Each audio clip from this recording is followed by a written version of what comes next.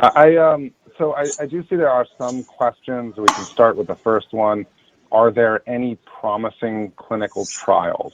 Is the question. I had mentioned HER2 and KRAS G12C as both being targets with ongoing, very promising clinical trials. Justin, is there anything you want to add to that? Yeah, so I'm looking at this question. I think any promising clinical trials or treatments available for STK11 mutation. I think that's a very good question, and I think raises a much broader question. So I'm gonna take a step back from that for a second and speak to that there are. I think it will illustrate two big points. The first point is genetic changes or mutations come in two flavors. Everything that I've shown you right now has to do with a gene called genetic changes called oncogenes. Okay, so oncogenes are when we have a mutation, they get activated. Okay, so you know the schematic I showed you at the beginning. You know, I had the lightning bolts around it. So when there's a genetic change there, it actually gains function. So it's lost the control, so it's gained function, right? The flip side, the other type of genetic alteration is what we call a tumor suppressor. So these are genes that are normally protecting us against cancer. You know, they are, you know, the guardians of our genome.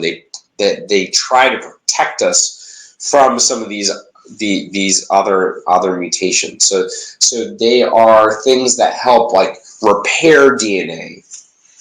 And there, if you have a mutation, it's a mutation that causes you to lose the function.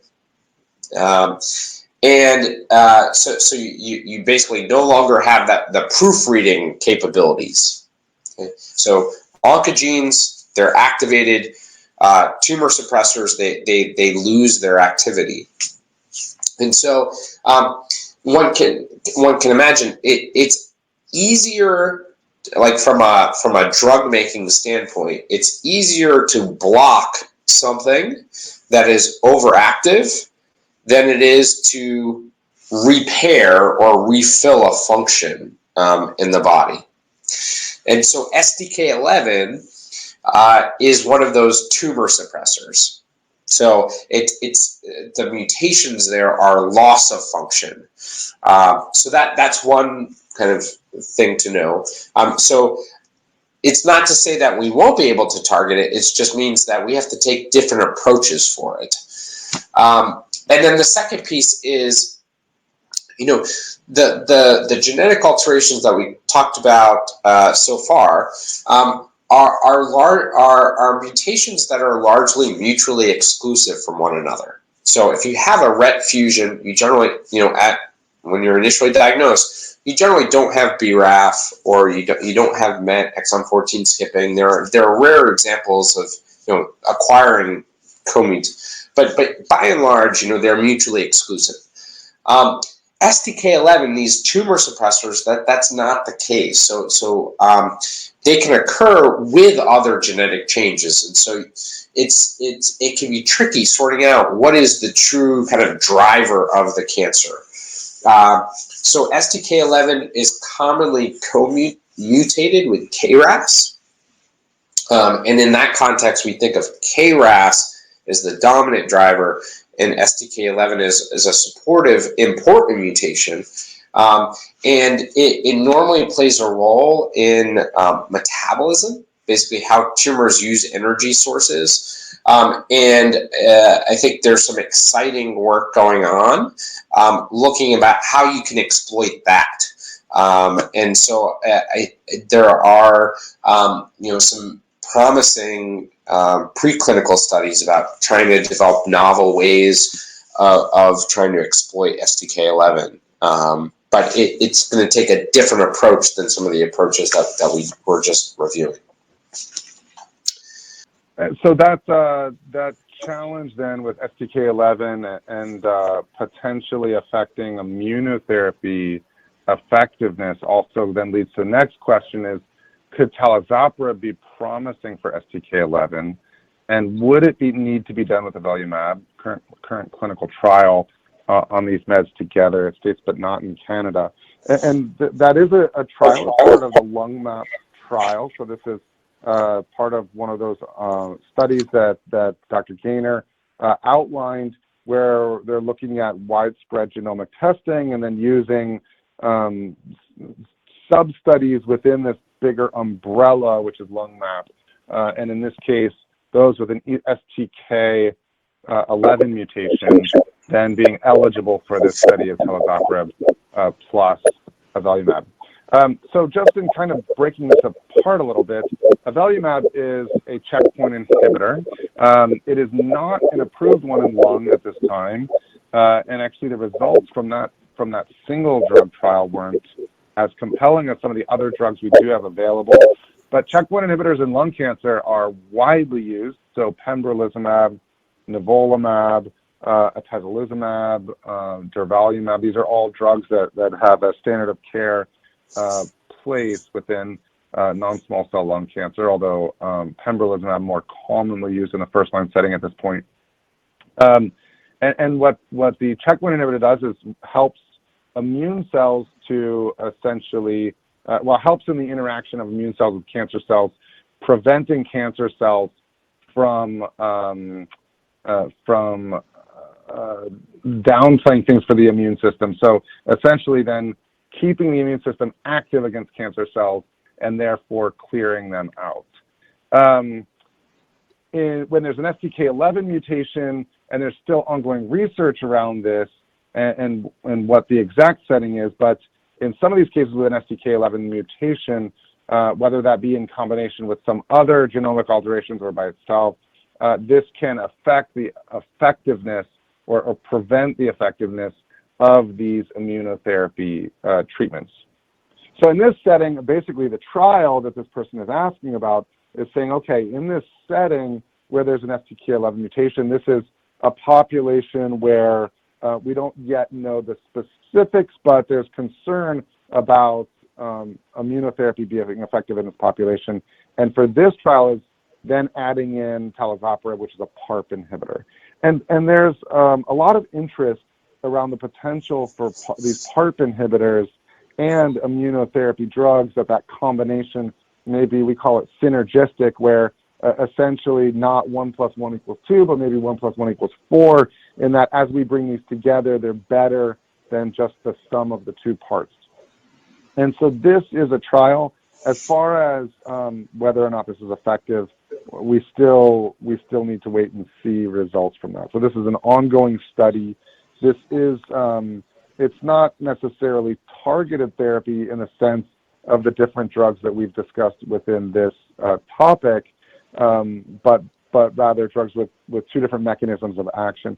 PARP inhibitors tend to result in breaks in the DNA by binding PARP, and so this combination may be effective. Right now, there's not really a place for using any of these PARP inhibitors as part of a standard of care.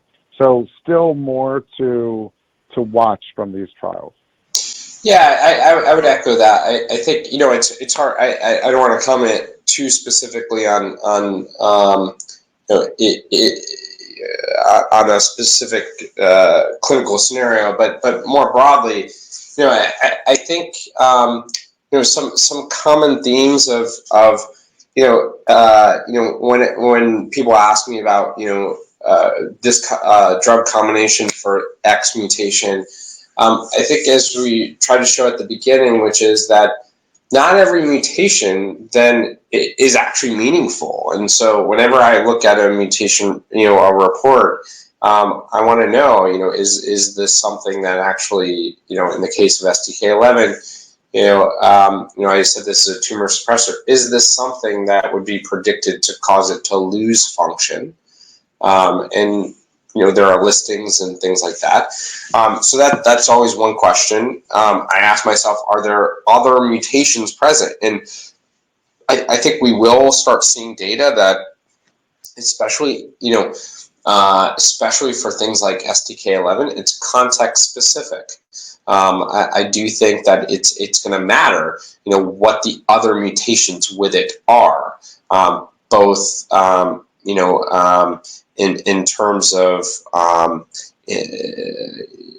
specifically about immunotherapy. So I think that's a piece too, and I think trying to combine, PARP inhibitors, which, as Dr. Sands was saying, are working on the DNA with immunotherapy, I think is a strategy that's being applied not just in the trial that was being asked about. This is a broader, strategy that's being played out in many, many different types of cancer. So I think it's a strategy that it is certainly an interesting strategy, but I think it depends on the individual scenario. It's an excellent point about STK11. Just to highlight your comment there about, there's still a lot to know about just STK11, and so that mutation in itself versus the specific combinations, there's still a lot for us to know just about the STK11. So these different trials with STK11 is a little bit different than like the EGFR trials or the ALK trials or some of the other ones that Dr. Gaynor laid out there. So a lot to still understand about that process. Yeah, and that one is, it also then raises the questions of as we do broader and broader panel testing, testing for more and more genes, you see more genetic alterations, but how they relate to one another and the meaningfulness of them, it raises important questions.